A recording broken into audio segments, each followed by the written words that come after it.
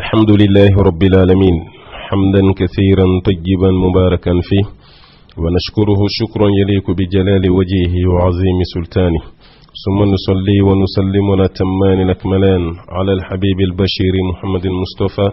وعلى آله الطيبين الطاهرين وصحابته غر الميامين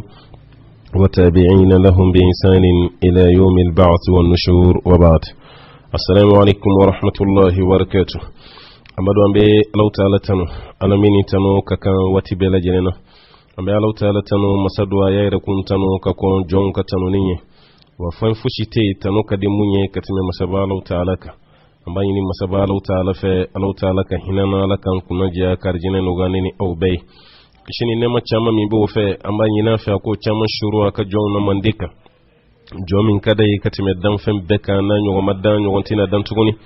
na kadalau ta'ala yakatime melekeu ka kadala yakatime jino ka kadala yakatime adamadin kun fulon Allah ban bela jirinka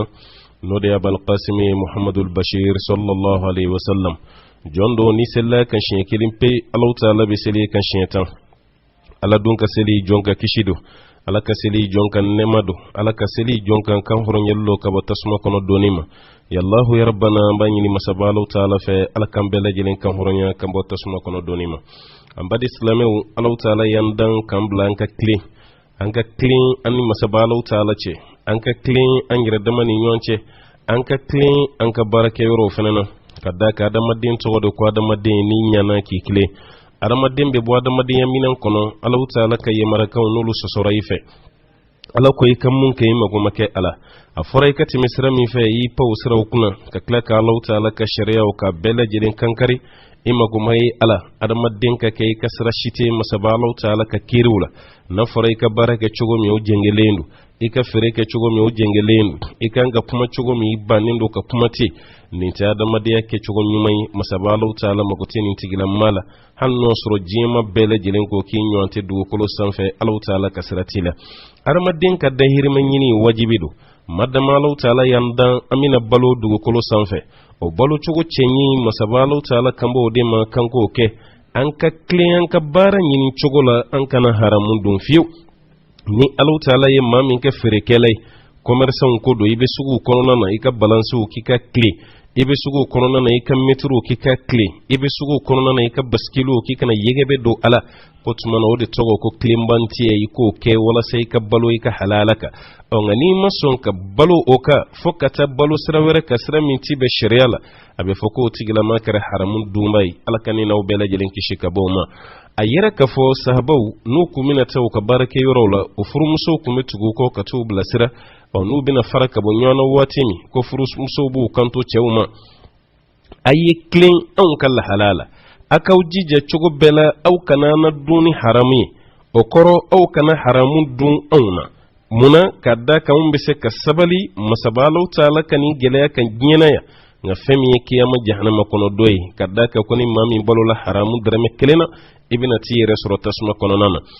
tasma kono na don ko antise ni muso yere de ye ka kuma ni chewye ko ka clean o ka balo nyini wati o ka clean o dahiri men nyini wati o ka clean o ka garjige ko wati muso ni chewo ko ni ulu kala halai otmanan balaka o jaw fana be se ka chewu deme o ka barawla ambal ma muso o fene be se ka chewu deme o ka barawla o kuma dola muso yere fene kara fereke law yebbe muso yere fene kara baskili tiguye o kara metri tiguye o kara mizani tiguye o ni chewu de kungan ka clean kunu kada ka ulu damade kunya nyini mbaye o sisa o fene kan ka clean de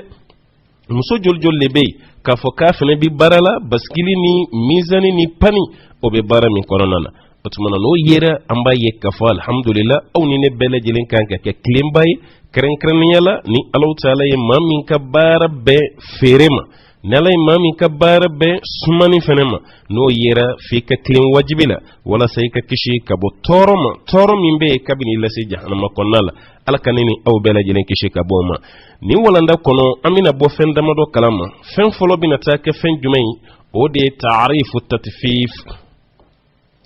at-tatfif o de fere juguye sumali ke chugu jugu peseli ke chugu jugu metrik dafa baliya ninde at-tatfid nabi fama ko waylun lil mutaffifin otmano o tatfifu amina kuma odeka mamun ka bara benen do fere juguma mamun ka balansu ti dafa mamun ka mizani ti dafa mamun ka panin ti dafa hal na blara ka sumalika mugo shitala turula kaw nono na kaw nimba yire ka fo fere jugu tigila matta yoroti dore shiye ni jahannama kononote alkaneni aw bele jelen kishi ka botasma toroma o kuma flama o de bina take kiri jume de be ala mamin ka bara kera fere jugu ya ka kiri munye kuma sabana da lumunun nana masabala fani alkira sallallahu alaihi wasallam foka faranka doni dunke uka uyi munde fo fere jugu tigila bawka la halala kuma skoroman nani allaba minata ka fen jumai wode ke fere jugu toro jumebe ala keba ka gnyena toro jumebe aka keba kan kiyama keneka amba nyini ala feneni au ala kan bele jirin kishi ka bo fere jugu nasram arabukan na nafara ko tatfif namba fama ko fere jugu sumali ke chugu jugu peseli ke chugu jugu no de tatfifu yi anga kramogo dobe no imamul munawi alako tatfif ay at-taqlil wa minhu tatfif al-mizan wal mikyal wala yasta'mal illa fi al-ijab fala yuqalu ma tuffafa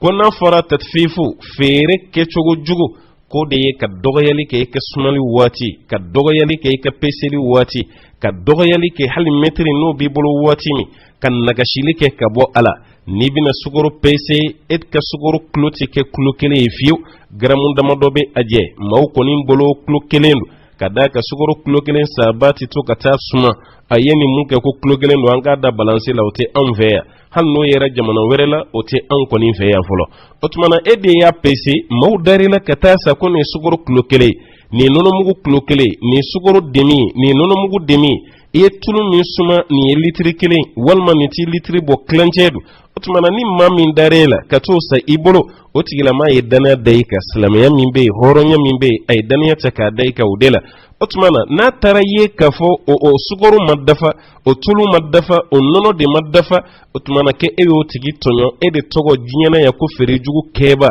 wa kiyama keneka ede togo ko tasuma kono domba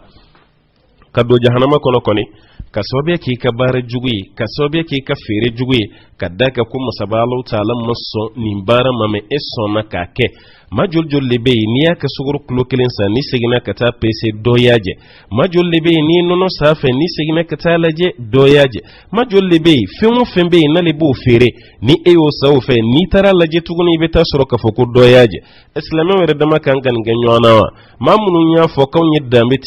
tigu were dama kan kan ganyona e ka fenti pese ka bi dafa e ka fenti suma ka bi dafa e be klakati jo misiri sofa la ko Allahu akbar eni alaka boye bolo e kan ki islami nyon jamfa sugu kono ni alaka boye bolo dania kan ka chien e bolo bitigu kono nawa kare kono nawa o bayira kuma chama ma fo ko Allahu akbar kasro ala man bo tigila ma bolo amba nyini ala fe neni au ala kam bele jelen kishi ka bo fere jugun nasra kelen bema kadaka ni mami ka barakera e tachien do nyena ni ka barakera e jahannama kono dum fene do kiyama keneka neni au ala kam bele jelen kishi ka bo am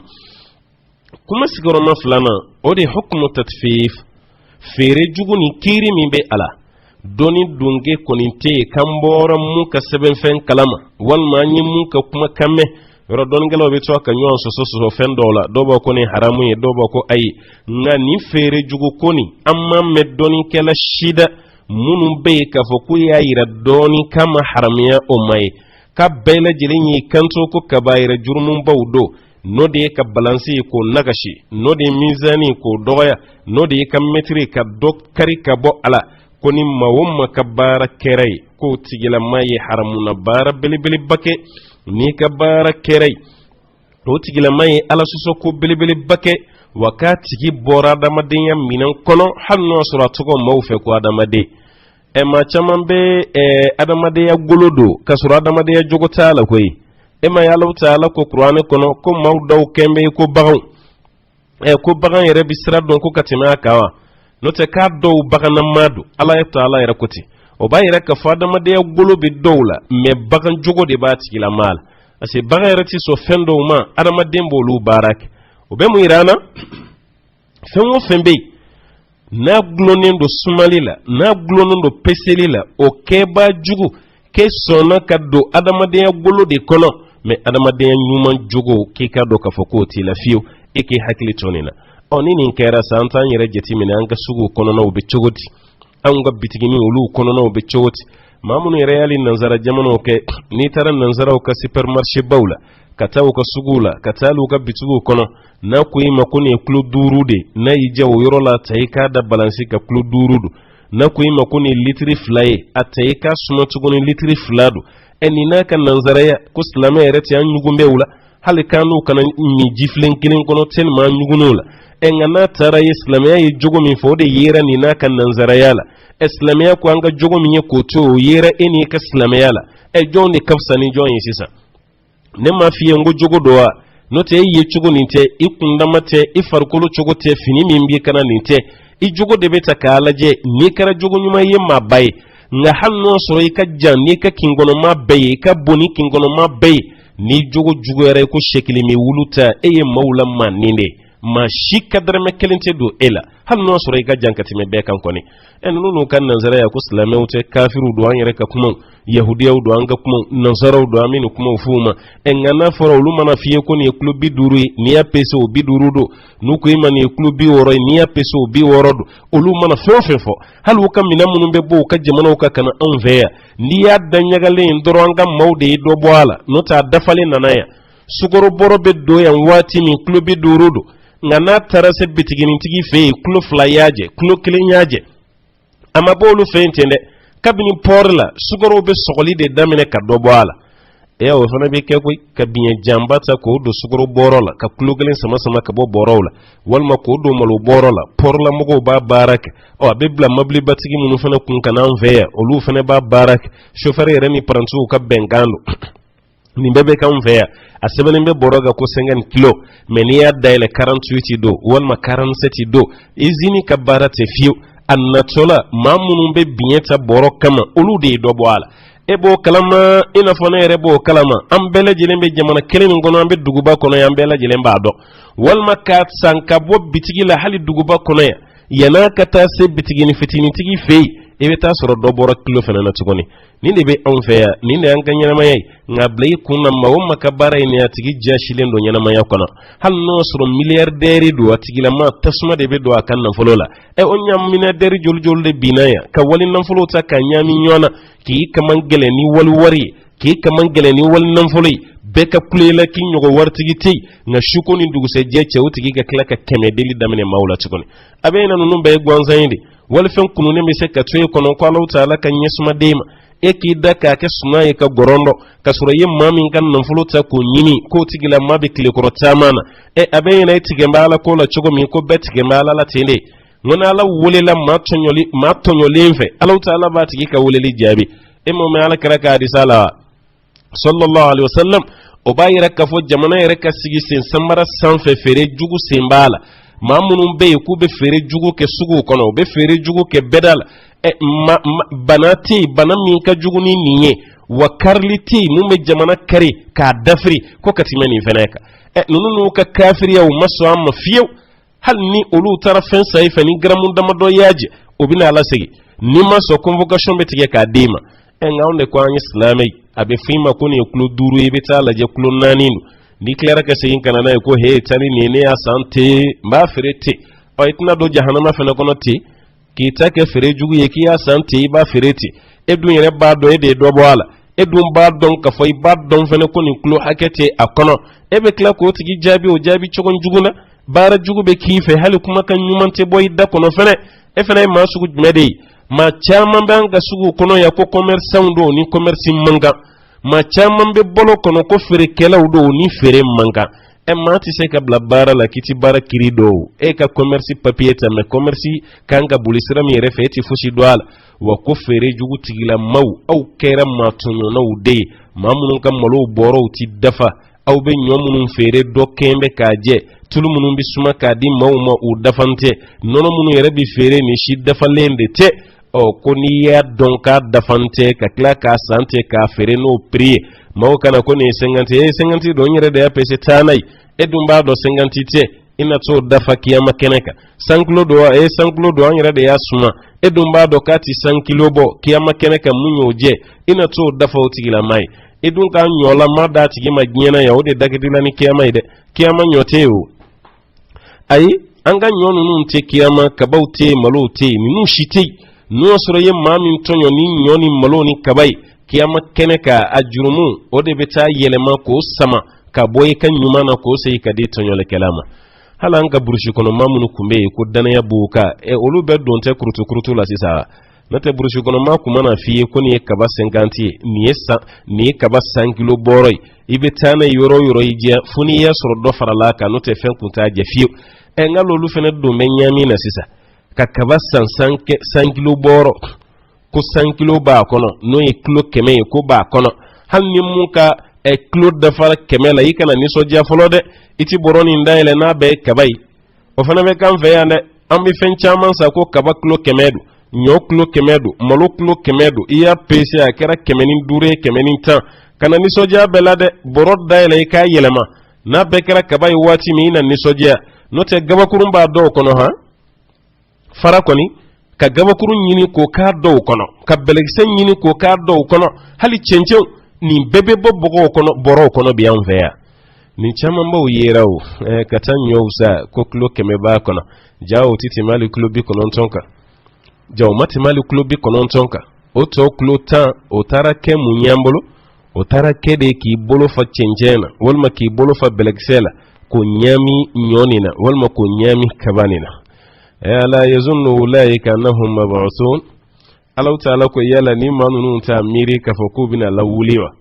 ألا يظن أولئك أنهم مبعوثون ليوم عظيم ni mautar don obina lawuli kiyama kene kan nin dum bala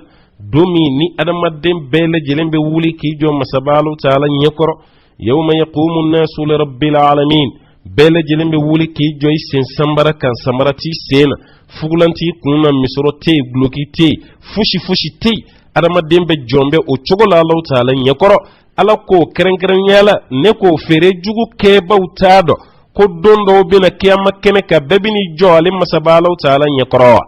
fere jugu ke bauteni ndo balansi jugu fere bauteni ndo metri jugu daba okulu teni ndo sumani kala jugu sugu konona na ku hakliteni na mamunumbe ala kale fendo ka ko de ni kasro teni ala taala ko yala ni manunun ta don ko bina wuli ale ala taala nyekoro ألا يظن أولئك أنهم مبعوثون ليوم عظيم يلا كنون تابدون كوبنا لولي على مسبالو تعالى يقرأ دوم بلي بالا دومي ni adamadden bele jelen be wuli ko ki joale Allah taala nyakoro mamunun be molo danyaga nin fere kaw blaw kono kiyama kene kaw bina wuli ala nyakoro nyoboro kada sara ko klo keme ba kono kasurati time bi kono tonka ko lu fane tado bina wuli ala nyakoro munun tara ka tulu nyami nyona ko fere mauma aw fana tado kawbina wuli masabalau taala nyakorowa hali nono ko lu nyami ko fere mauma ni bebe ya sisawo nono mugu koni ka jinyam yala ka wuli ka goshi ko ka bidon kono ka yala nay ko nono biya ko nono kene ere do koy ti sabari kasra lanya nono mugu daji sisa ko ka brama kono ko wuli ko ka bidonin kono ka jurusiro o dala ko gloyi kana ka yala na ka ala kala kuna koni mbotola were la edum bado nono kenedo nono kene min do barama kono nono kenedo note mishi kan nono kenete fiu o mishi ban yere fe ya ko beni nono kene banu numbo o te antuguni yo mishi be ko te dumini nyuma soro be nono kene bomi nono kenete bo nga club bele jele yi nono mugu gushilende ko ke bidon kono walma ko ga filon kono ka yala na ka to fere mawma kala kala kuna kono no mugudu kasro nono kono no kenedu kasro nono kenete yala ulun nono yala baw ku fene tado ku bina wuli masabalaw taala nyakoro ni dowa alaw taala ka kuma kano ema idondo Umar bin Khattab radiyallahu anhu akawatila kwa klale fajiri selila bi yala madina bolon ni nyonche kare kono nona aklobe musogoroba do mangana baka den wele ako karmas netina ni ji ango nyame anga nono na anga ta fere anga binono manchanko de muso yikanto musogoroba ma akomma nyina nade akomumbe ko yala Umar ma fa ka khutubala ko ka jini nono nyami nyona ka haram ya lendo ko law taala be ma Allah jaba no fewa ni de muso de mangani bama bayi kanto adema ako Umar ya ka kuma fo misiri de kono koyi Umar tiyawo imai sawa Umar yeni kuma fo misiri de kono anga sokono ya ko Umar beyawa demso yikanto ba ma ko tiyen do Umar tan feya me akwala mi me malla jabaniya ke o alatiyawa ni be fora ka Umar yere jolin to dala Umar klobe demso mangana klobe ba mangana nga Umar madon fiyo ni musokoro bade kabe jini nono nyami nyona kata nga demso maso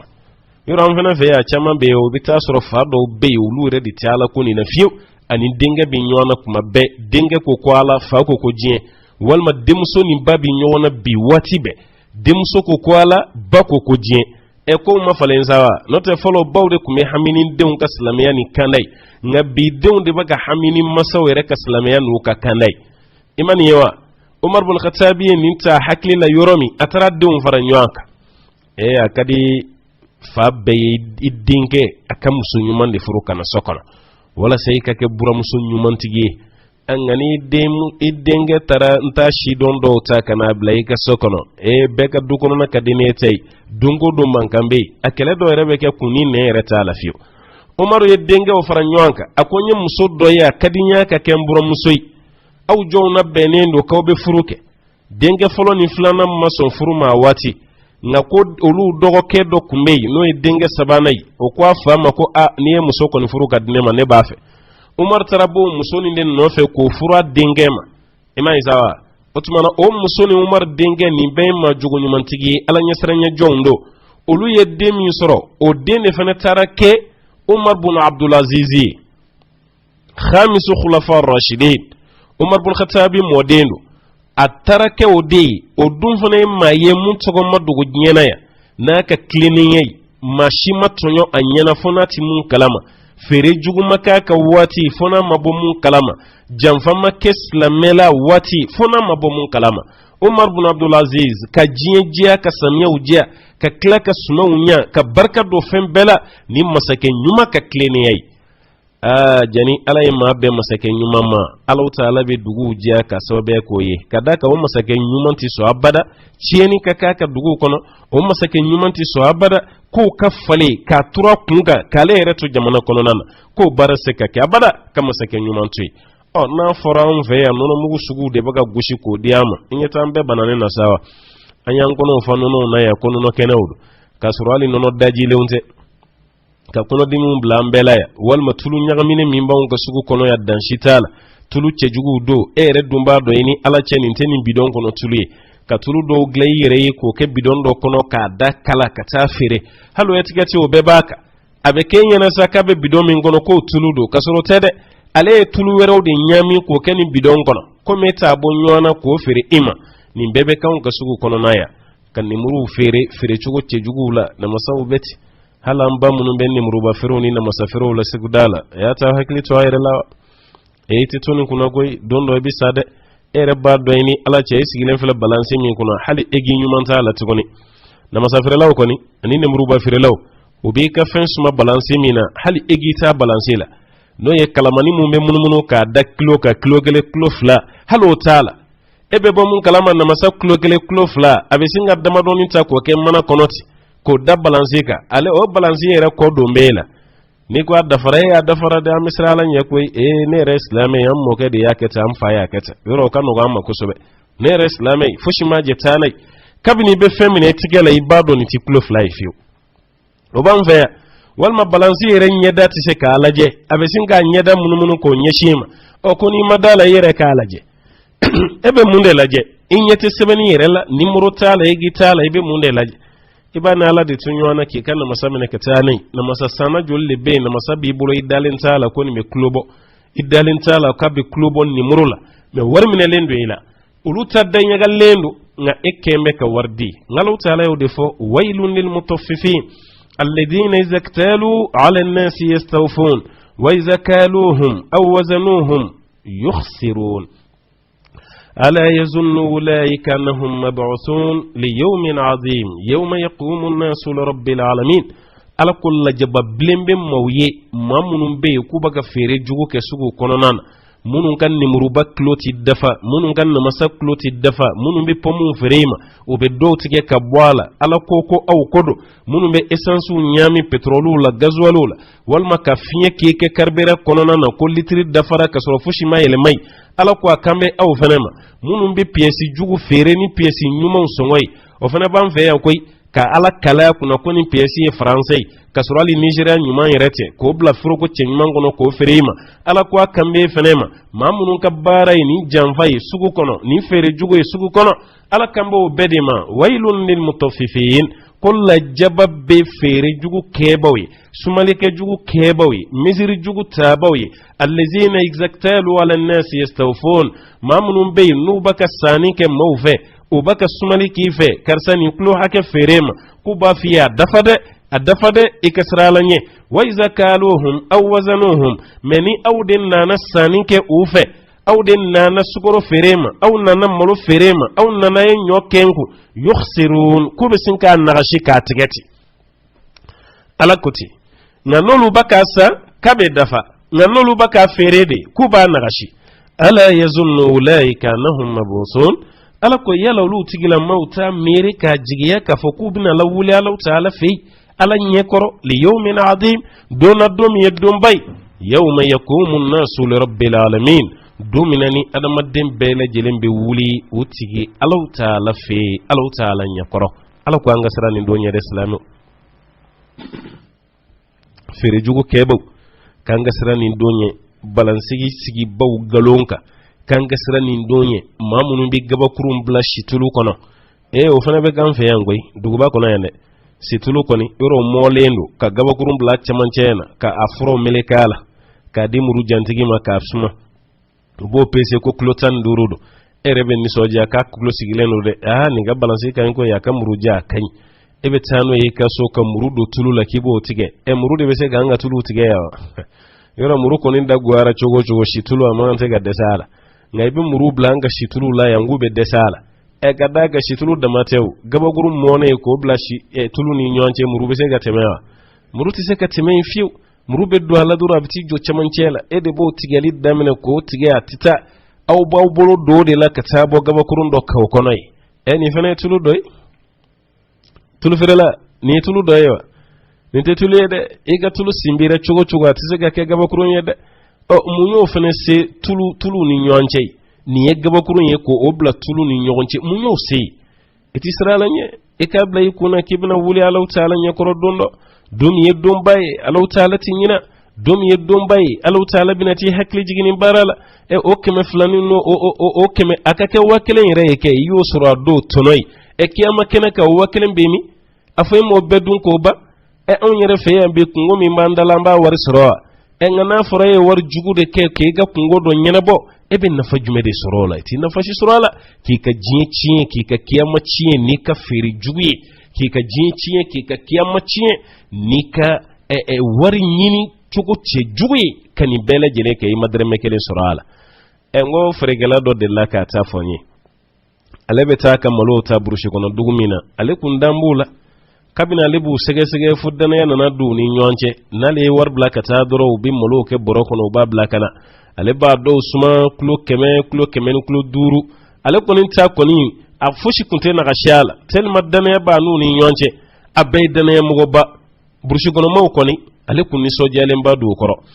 nga ko sin do de fe ale war blakata ku kam malo blakana o malo de nana lenye bala kam malo boron nun ka jan zenna da ale ran ni soje ara ko dana ya toba ga bonya le na ka kilewunche nale boro fen da baskili ka ko suma otige klo keme dama yede klo keme ni klo duru klo keme ni klo tan obo kode ale ran ni sojara ko tono obi chaya zeni angale de mafa kam mo yayi boron nun dayele angu kla sanglo boro aku tige flaye ku ke sengan tuyi ale yo bara damene kumami ale baga bo mun kalama boro fen gara klo keme ni klo duru e jamolo nyuma mi mbo kono titeme klo bisheginka klo bishegi oto klo mugani duru walma klo mugaw jawlu be mangoro gerew ne ka mangoro gerew nyini ko ke malo chema walma ko ke nyo chema ka boro da saranoy eni fana ku ni sonjambo kuna koy kale ka malo tara ke kulo kemeni kulo tay ja malo titime kulo bisheginka ato kulo mugan duru be mangoro gerey ene ko amangal nu ku hinari la ka ke mangoro mole ndoni afay ka dem sanu kuntina mangoro duado mangoro giren fene na fajme bola iga boro griyeri bulu iman na fashi sorala ngoni be kanka jamana kono ya gaba kurun ko fe ka mangoro giren fene tatsugoni kulu shori boro ni nyonche ka kalamaw nyini kulu kala wala sabi se ka jidi abse ka chaya chugomi ni bela jelembe ala otuma ni fere jugo keba wala kamawde makoy ko yala utaw miri ata blaw kono kaw bela jelemina wuli ala taala nyakoro domi ni bebe wuli ke joy senka masaba ala taala nyakoro islami o jamana lafiya mandiwu kadaka antaka hinen nyona jamana lafiya mandi ala nyesranya mimbe duskuna lubana bekera fere jugo kebawi nya soro temba ferete malu boro ti dafa malu nyuma yerati boro kono nyo boro ti dafa nyo nyuma yere feneti ka kono tulu nyuma unti ntuguni abela jire nyamine no ka befreke hali femi tugo nono nyuma yere feneta ala tuguni ka benyami ka kla ka befreke wa bela jire mbifreko tugo la ka benyami hatta la shimon abela jire mbo chugo kelempela kata farala yiride unga munumbe suma munumbe pese munumbe ladde munumbe yefenye islame nyuman kabara mangante ka keni ni kabara kerani ibado yika jinye fere ka kiyama dela ekanka lafiya misoro kiyama o bela jelen chiyeni bolo ekanka ere misoro kiyama iya bela jelen chiyen ni ka jinye bara juguye ni ka jinye fere juguye kasoro wari nyama ere tere ki kungo geleya a waru sorola anu tara ashite korobani shiye wari nyama yerete ki kala ala uciye hal islamin nyo mana bwa kalama ko ni ka barai foli ce chugo nyuma mimbe nani nyonche ubana dana yami kumbi kai nani nyonche ngo ubana ka sobe ke munyi au ka bara bele jilin ciyena bara nyonya bele jilin bana nini la alai amba yini musabala taala fe alakan kishi kaboni fere jugu la alawma كما سبنا ودي الآيات الواردة والأحاديث في ذم التطفيف فيرك تشغو جغني الله تعالى يكما من فاكا أني ما سبا ألك رسول الله عليه وسلم عليه يكما من فاكا فكتا سانك دوني دونجوما أمبيلا جلنك أولو دولمي الله تعالى كما كاني يرسولا دوكوني مي نوية تطفيفي ويل للمطففين إبورا كمو مسيسا المطففين ode fere jugu kebau munun be nuti sumanike kanya munun be nuka balansu uti dafa munun be nuka metru fanati dafa abe fiyena ko ni metri hakay iba saybitana jado boala ni e bazen metri duru e betala je nani nin donino ni e vaccine metri woro e betala je duru nin donino ashide dafalente mun bi suma uti dafa mun be pese uti dafa femo fembe ka glonen do sumali ni pese de la envers e betasro nagashini yegebeli ode ba bela jelena nga Allah taala yin nabi nyumon do ci krenkreni yala kataka jamana dewma o kana do rashide ke ni fere ke chugo nyumante o ka balance o ko glan o ka baskilu o ko nya on nabi nyumata kum make do rashi nininte o de nabi wallahi shuaibu koni Allah taala ya ci kataka mawma balance kodel ka ci kataka mawma sumali kodela ko kasralanye o kanin barake no shuaibu yi baraka ma Allah taala ba fo anyana suratul a'raf wa ila madyana akhahum shuaiba qala ya qaumi ibudullaha ma lakum min ilahin ghayruhu kale Allah taala yi madyana kaw o balmake shuaibu kale Allah taala yuci katuma otmana shuaib kasele madyana ako a ngamau aye Allah taala bato ne tabdon kum masawere be aw bolo mun kakani bato ni Allah taala te o korom masawere shite aw bolo muni bato kakani alate waya kardon kafo ko dengene yan nalinde ni ka bawtigi Allah yoro lakadi awma qad ja'atukum bayyinatu min rabbikum kuni dengane yan nale franfasiyan nalinde ni ka bawtigi Allah taala yoro fa awful kayla wal mizan aw ka baskilu aw ka mizanu ka ku clean aw ku dafa wala tabkhasu an-nasa ashya'ahum ada maddeun ka femunum be nawbinu fere umma kaw kanan naga shiddo ululade wala tufsidu fil ard aw kana cieni ke dugukolo sanfe ba'da islahiha dugukolo nyalen ko ja balansi cieni dugukolo cieni de mizani cieni o dugukolo cieni de la hala fen be no be nyamindo baskilo o be nyamindo mizanuna koni bela jelen cieni dugukolo sanfe ko dugukolo nogolende o dugukolo katalende o de kama Allah taala ni fo wala tufsidu fil ardi ba'da islahiha aw kana cieni ke dugukolo sanfe dugukolo nyalen ko zalikum khairun lakum o bara min fle ko de here aw ma in kuntum mu'minin no soro yi mu'minui no soro dalembe alala no soro sonen noni aw saraw bina wuli kawjo masabalu taala nya kor kiyama baskili tigila maw mizani tigila maw panin tigila maw o panin koni musogorobo munu fane bo sage ukuna anin tasabbaw fambe aw bolo panin ne bak ne duruduru tay ne tantan tay ne mugamwan tay ire de ya togoda ko ne durulai ne tanai ne muganai ire de mulu togodawa o yew mun fana togoda ki ka kle ka duru tan ni fana firelila o duru ta dito mama yikana fembo ala de tantan ta dito la mugo ma yikana fembo ala de mugo ta dito la mugo ma yikana fembo ala de akala ma gomi tiga firelaw tiga tigi be yala la ma tiga sawa tana dia mugana dia ere boloko mugana e pani mi fushi ta kono fushi abe panini kun jodoro ka doni da bolo sanfe ko ki kun papier kono ere be kla ka nyininga afoni mugam pani odundo dokoy nga do bomba la de pani min flena atifaw ngo tiga obi yanga kono de eno yangara kono fembi bla pani kono oni mesinga ke papier ni kono ko de ma ko kurukuru ko da ko nyere do kaka kasoro ye do bo ala de o fere kebo ebi ka pani to da ko ni tantantai ni mugantai ni duruduru o ditola o tigila mama ka donna da shika bola o ditola ka klaka doka ina fo ere ka barake chugo ka sore keleno ka bele jile na shika chinye ka bunyona nini mbara kere ka bara e kefne dugukolo chinye dugukolo nyalen kofe ninye Allah taala ka kuma kai an bele jile ka hakili toala suratul rahman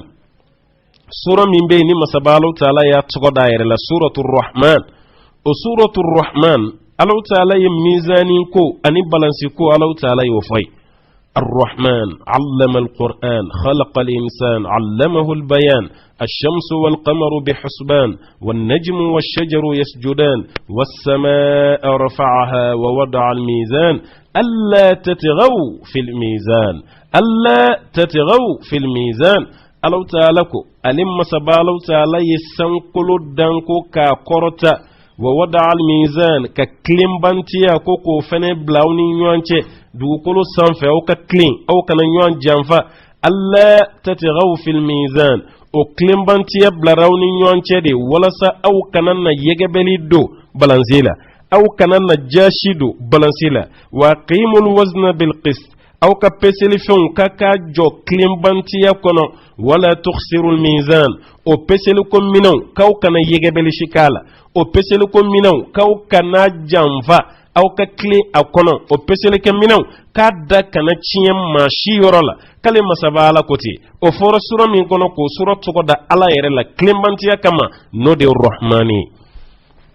rahmani ti dore ni ala tewo ala de do e masabala taala de koti e mi e commerce e koni e ka kle ka bara kono e kana malo ka dobo ala sugoro ka dobo ala nono mugu ka dobo ala amba uba kalamu halanga sugu kono gamugu tu chogola tuguni namugu fun tu chogola tuguni fon fembe fere sugu kono ashitu tugola enya tambe bananena wa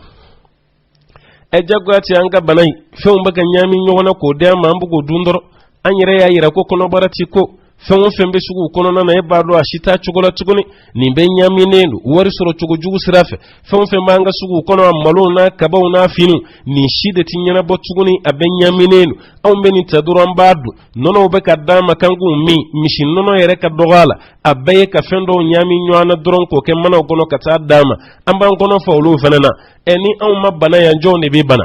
wati beni furudimi mawmne ya be jone eni bana chejugo mawmne ya be jone enya taala misiri kono ambe kono bi mangambola sofala koni isigile sofala be kono baga kulukulu mundo fene blara kono ni femi mangaw jago yate be kono kam mangambo bele jile ni kono dimi do bi nyona bele jile ni kono jugu do bi nyona fewara shite an ka dunven onna nyamina kadama ni ko ngoti na mva amba dunde o nyami bawde ni kungo bi nyona e ka fendo nyami kadi mama otige ka banasoro e ka fen nyami ne sababula akungo bi dalade ni fene hakke bado de kanka kilitwala hala unka sojo wati abilama anga la jeke asojume obaka joya ka so baka me hali shila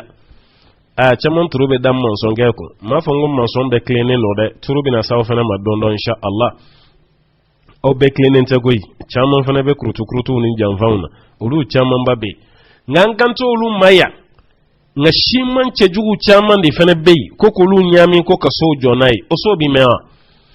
bogo mo fi man farale shiman ka ko nyami ka so be jowa hali shiman boro ibata bi ere ba doni abe klubi duro bona tabo ere bodo shiman boro bi bolo ni bi ere te kunu dem seni bere ku mese ka shiman borota ibe shiman borota fuka tajigi afanshite yugube afanshite yoba abele jele concentré lembi bolo kadaka for hakemi mba kono ba kono nga bebi nyushi mamboro kono doro chamanchere betu bolo mugu do be jigi kata kun yanfani ngu yanfana chamanchere minele mbi bolo ere bado ni te biduru bo fiu atabo na dumbora izini na ko biduru do yana ka se fe do borala jolo tige izini maw kono te tuguni ala kambo dema yala kono tigila mawta mire ku bina wuli masabala taala nyakoro domina ko bele jele mi wuli ala taala nyakoro kati dantige sugu kono fere jugu keba wata mire ka fawti na toya hal na yi jiye beke sanu etaji e kawbina sa dondo ka ukuru kata udda dinya kono fere jugu minke ibeto kontrandi ke masabala iye malu nyami ko di maw manyo dun o bana me maw ka hakebi ka kababo chugola finimbo chugola tulubu chugola nono beti fon fembe suma fon fembe pese ni mbebo la aladela sa demsani do rebe boli ma no feni bazen wa ibi senta dro fendo babulu mana kona bini jo ne fayi ma se bazema ne ma se bazema fo dumini ko de bawo na folo mana ta bazen irana ma se ba mba daja ila sa mba daja bazem min be san sugula watan wa shegi alabe singa prin na shileni ndo fo lati ere bi yere nyininga esige aye mun fo do irishi nyumaini irishi metri duro o ka soro wafla walma wasa wani ndamado halo mu yere fleni jadoni kiba trema ba ko do fene be boala fenda madodo abaga fendo frima ko rishi te nintaga boyoroshi ni anyere feyante walma metri hakem infolen do afe utakona ka ko metri duru do ibe tasoro metri sabado koma abaka de ma ibe ka bolifenka metri te kunye kiba suma ebe se ko donjogodi achamana ni yasa katana ife ibe ta fewre de soro ibolo muni bazenti kere ni jamana nyagaminen do bebe fe ki profiter ka doni pruti fando la kulu franyak ale fena be ni soja ko enfara la cheni mabe ko ngoyin kunsiga ko mi kunsiga ko nyena yawa ala beta fensi ge fena kun kiyama kenek o fena be ke fili toto tasuma de kono ya jinye kono kunsigi rema no ngo kan no yi kunsiga ko ya nyena minini e fitini ne enga jahannama kono meleke o kembe ku kunsigi ko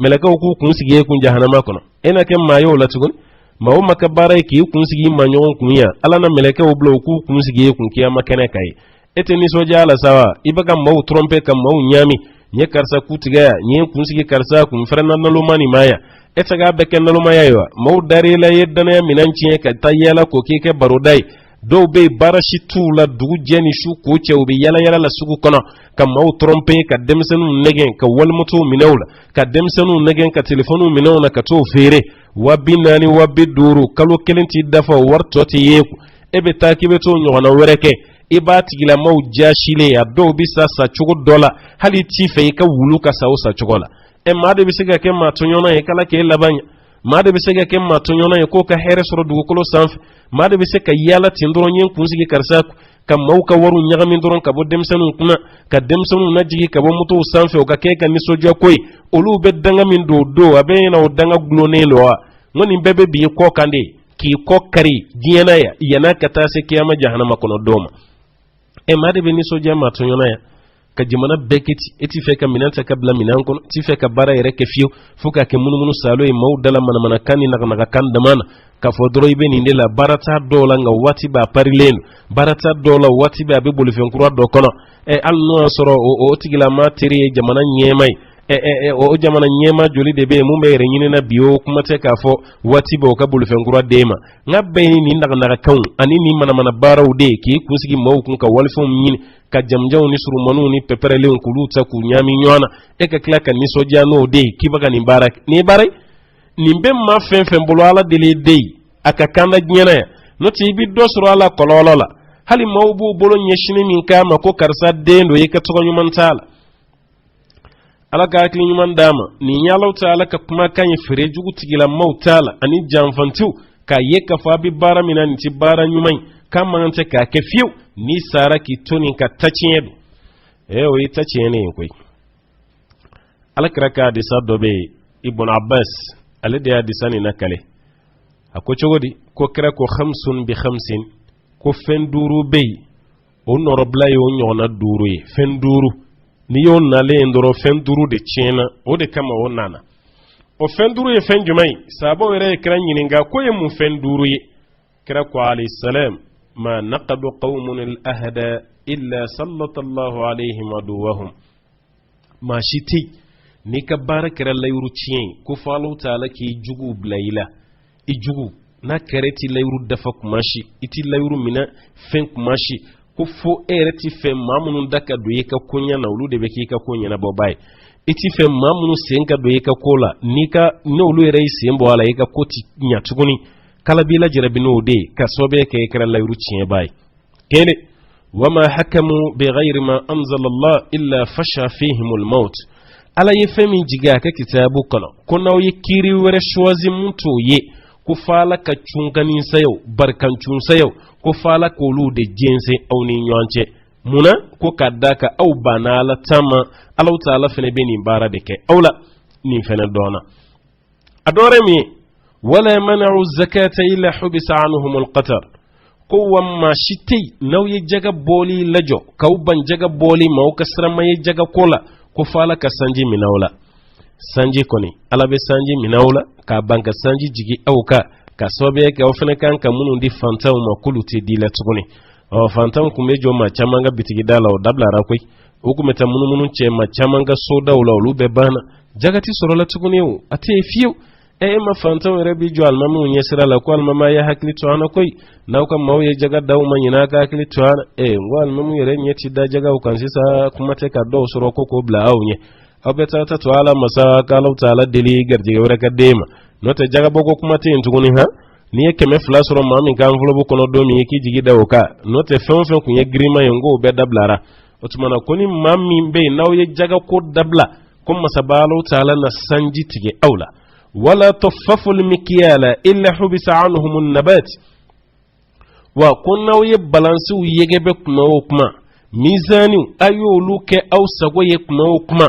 كلو دورو كوكي كلو ناني والما كلو ناني كلا نو تشارك موكما كان نونو تجوغو فريم مولود تشارو بلوك موكما borod dalelu asemene mbaka ko sengan klo kasro 48 ba kono no chayrawni nyonche kuma wokuma gazuwalu kengam mabli kono kasro petrolin nyaminin do ala no chayra kuma wokuma essence kengam mabli kono kasro gazuwali nyaminin bala pompisi koni yoro kuma ro la kulo rebe fiye fili kata mawukun ka fiye fili kata ka dafara kasro amadafa ko warnu fanatige ko blay kuna walma ka kemenan nakiku ena na ko waflala ka donin tige ka bwala mamunun bu sigi mabli yere kono be ka foko ka keku mu mesrala nye ko dafalen keku mancan koy wore kama nazara jamana o kansi sa pompisi ko baga dabla o karti de bebe bulu ire beta station na ibi ka karti do imma go be hakemi na ibo composer ire ibo keku namara ko to law ngam fe yan darela episode be bulu ko kanga mabli kono nana an ko imma go waflala je waklani keme durula de kanku ko to tigeti kitila duro ka shifru tunu e gran sanfe kala kale en wala kale kan no goggalon tigela ma chugo min dantala balla kale fere jole kuma shibe cheka nyini de ka kono kasura ma fushi ka kono ibe boli donin doro mablu be sinki den kerefeti o yesansi bani ala kambo bedima ala yazunnu ulaika annahum mab'usun yana nimmanun ta miri ka fakulu bina wuli kiyamaddo kam mauka funci ala kira ko alayhi salam ni mami ka baraka rawye ko falau taala ka ka falin fen ka beboy aw ti falin fen nyuman soro wa ukhizu bisinin ko sangele de beklaka aw soro aw ti lafiya soro ka san kono sandi bi gele ya wati bele gele na kuma bal ala kira ka kuma kai ne sallallahu alaihi wasallam an ga hankali to an yire la fere jugu tigila maw ko laban cugu nyuman te hali kare kono ka ala jabai e ya kuma fam sogoro baddo ma kunu ko umbakarsa akun nonendo sugula ni fere jugu de bebe kuma na inga banintala erebe kanzo he ni tene tanu sa tayro were ha ati ma wore kunale tew aw be jagwale no ka safe ko musogoro bakkelen gelon jetimine kare kono nu labanyana achagoro bakkelen be kare kono la ku jetimine koni no suru laban gany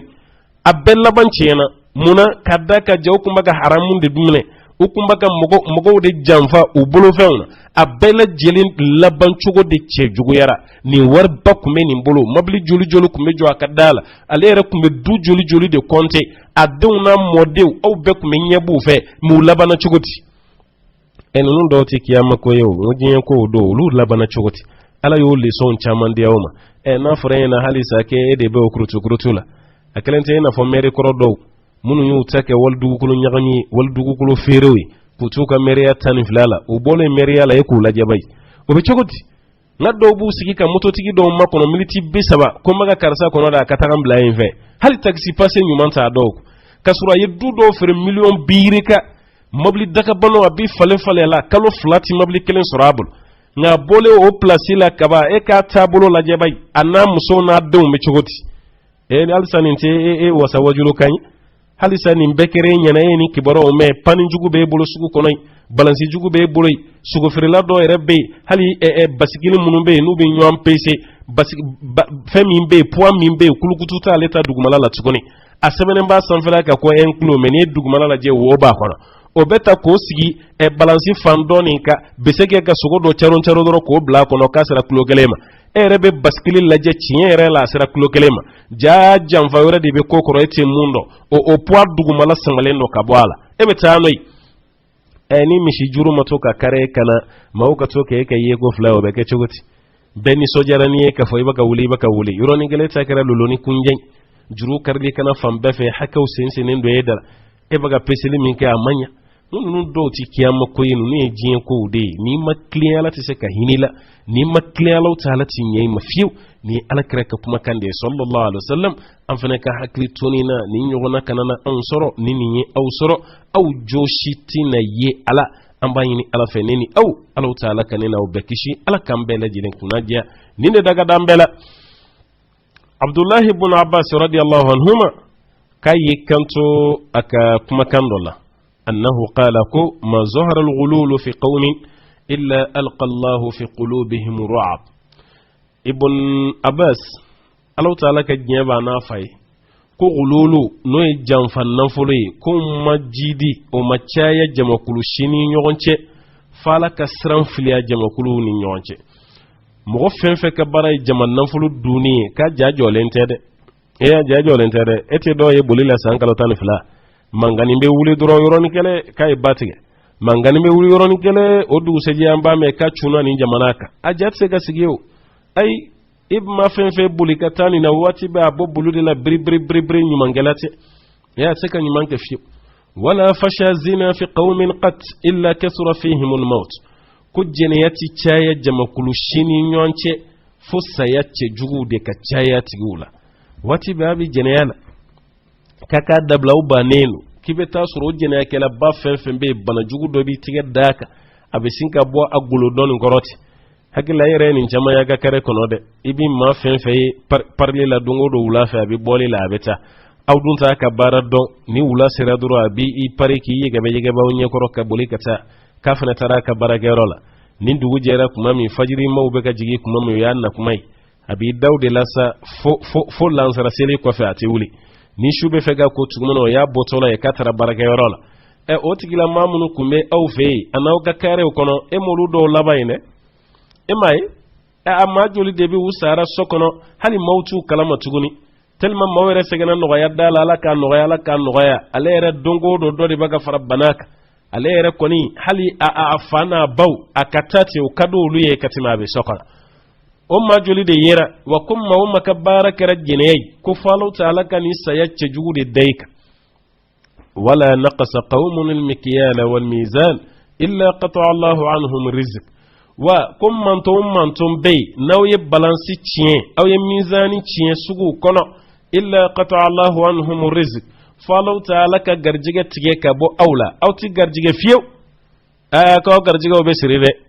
hakila kuleti yɔrɔ la bi ka tɛmɛ sugu kɔnɔnaw kan sugu kɔnɔnaw gɛlɛyalen don sugu kɔnɔnaw ka kala sugu kɔnɔnaw garijɛgɛw sirilen don ko nin ye sahabakɛ ka kuma ye Ibn Abbasi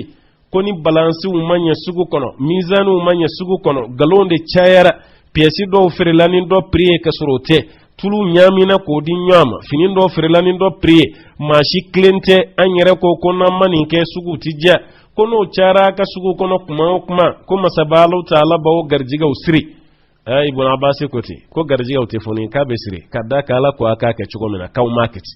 wala hakama qaumun bighayri haqqin illa fasha fihim ad-dam ma wamma baynu yakiru tige ka suro ciete kiru jengera umma klen kiru kono ko fojili bone ka caya ma fa ko ni eni suele ke o mnera kata dema e yo datugo kaso la yoronin kele kle saba yoron yebo sunke parlena fa ba daba kama katime kaso dala ko ni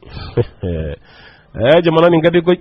e kam mawka maddo faga a abulo fen no fe kata mar facial kaka mutota kata ne abo so mene kata no e polisi sola kle saba klenani iba medro ko ya defre kata kaso bala ere hakilla tigele kaka avocat tra négocier ka be liberté provisoire la yoranga jamana ni liberté provisoire be totali de iblara ladro yi bole in pepepe ete sigin tunin katay emma fagala be bo betamu liberté provisoire ni kanam emma fagala be bo ka klakati munumunu ki pare tuguna ye mamin gam mawfa ki pare tuguni kati sigolu ka kare roto te wulela e o jamana nyogon faga biba en yeni kuraga faga yo mene ka to black sola ku nyogon kelen dro olu nyebo la tuguna o parlenu olu nyebo la tuguna be munumunu salo la ere mai e olu bu sigiti ngo dusu de ba dama den kono ngo dama de mi kele yade jonde ye jombla fagali la sisa awtewa e awde do koy ibn abbas ko te ko ti ceye jama kulushini nyogonche ko fu nyogon fagade ka ceyay wala khatara qaumun bil ahad kum man ton shitei konu ye ay walayru kanchie ka ayege be umma kum makala illa sallallahu alaihim wa du ko falu ta'ala ka ujugu do de yaglibu yawne sanche aw jugu do be kalaw ta'ala be sira do luma olu be do awka olu de bina umara olu de sago be kla ka ke awla aw jugu ko ni akada yo akake chugo kati kiti muna kadaka ko baw jugu de bolo ko ni ye saba ke ka kuma kai no ibn abbasi amba yini ala fe neni aw ala kanan shi ke fere jugu ke bawi ala kan ke mizanin da fa bawi kuma sigoro maduruna na laban o de madaru tatfif mamunun be ko ka baramana ke fere jugu kuma o kuma fenda modo be ko jurubu lade o folo fenjumay sababun li sakhati jabbar wa uluji nar sababu belebeledu masabalo taala be dimi koro kasobe ke bi fere jugu minani wo ko siga sitala ni sara ke twa kay tawra jahannama kono layde ke ko fana blay kuna dalilun ala shuhi nafs wa ta'alluq alqalb bi kasb alkhabith daludo ka ye ko adama den ninkun tika kari ala ye femin di mai makara ko fiu note ni karla itibla fere jugula kitabla kurtu ni na walina fulo tali hal sai ni kama kare wa idus kumbe siri ay fen jugu no ye soro nyini jugu ki duskum na siro dela no dun kera kabadoro garjige bebe cien etina dam sabala tama tuguni etabe kede niya soro yoro ibabe franyo anka ka bara ala fele ba yiri la kone de masai funi islamiya togota ka boyla no te kala bin yijrabi siga shitala allah ba infan jumay al kaylu wal wazn amanatun faman taffafa faqad khana ko balansi ani baskili ani metri nunu sumali minan fen fen be ka be dana yawde oni mami yo dana ya ciensa ko tigi kara janfanti ja fere jugu keba ye janfanti de miziri jugu taba janfanti do sumali jugu keba janfanti do o janfan nan folo de be bolo kurulendo ye do dun e haramun dumbade e ka do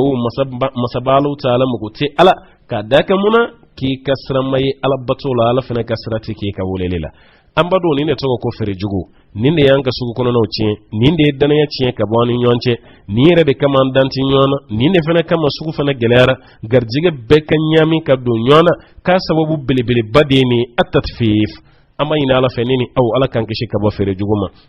ala kana yanka barala anyi munun ke katima ala kay yafuma ka tubi no ya awma ka anga sugu kono no ujiya ka garjige ofuni an garjige karani de bi ko lame abarakeli ala kan no yama nimma sabalahu ta'ala isigida wara irana insha Allah ta'ala walanda kura waren nata ko sensen ko lase awma ke chugo nyumana ala ko don irana amban susoroya ka sababe ke wati sira hadha wa sallallahu wa sallim wa barik ala muhammadin wa ala alihi wa man tabi'ahu bi insani ila yawmiddin subhana rabbika rabbil izzati ma yasifun wa salamun ala al mursalin walhamdulillahi rabbil alamin wassalamu alaykum wa rahmatullahi wa barakatuh.